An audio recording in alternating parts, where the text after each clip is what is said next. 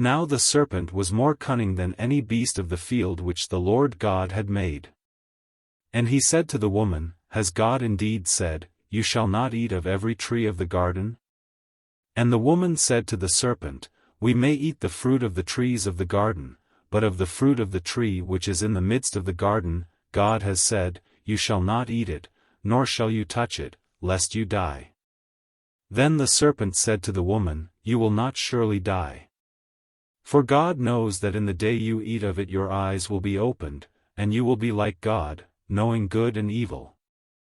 So when the woman saw that the tree was good for food, that it was pleasant to the eyes, and a tree desirable to make one wise, she took of its fruit and ate. She also gave to her husband with her, and he ate. Then the eyes of both of them were opened, and they knew that they were naked, and they sewed fig leaves together and made themselves coverings.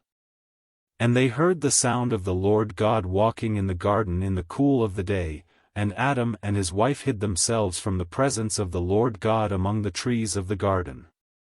Then the Lord God called to Adam and said to him, Where are you?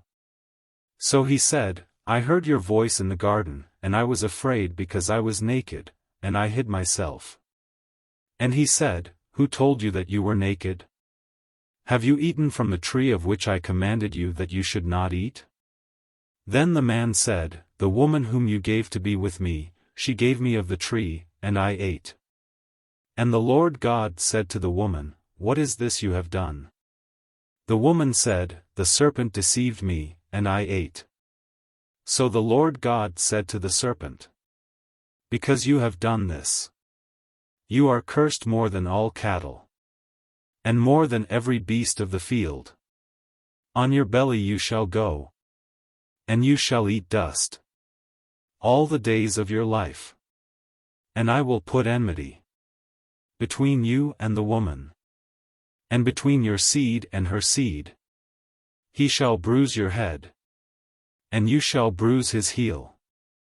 To the woman he said, I will greatly multiply your sorrow and your conception.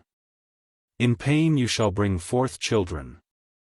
Your desire shall be for your husband, and he shall rule over you. Then to Adam he said, Because you have heeded the voice of your wife, and have eaten from the tree of which I commanded you, saying, You shall not eat of it. Cursed is the ground for your sake.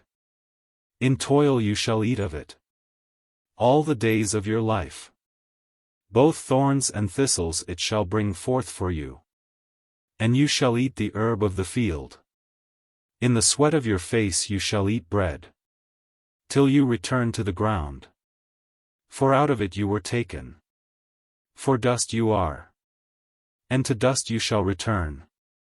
And Adam called his wife's name Eve, because she was the mother of all living.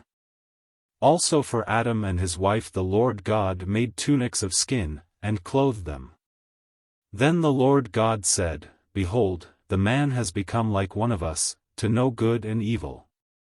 And now, lest he put out his hand and take also of the tree of life, and eat, and live forever, therefore the Lord God sent him out of the Garden of Eden to till the ground from which he was taken. So he drove out the man, and he placed cherubim at the east of the Garden of Eden, and a flaming sword which turned every way, to guard the way to the tree of life.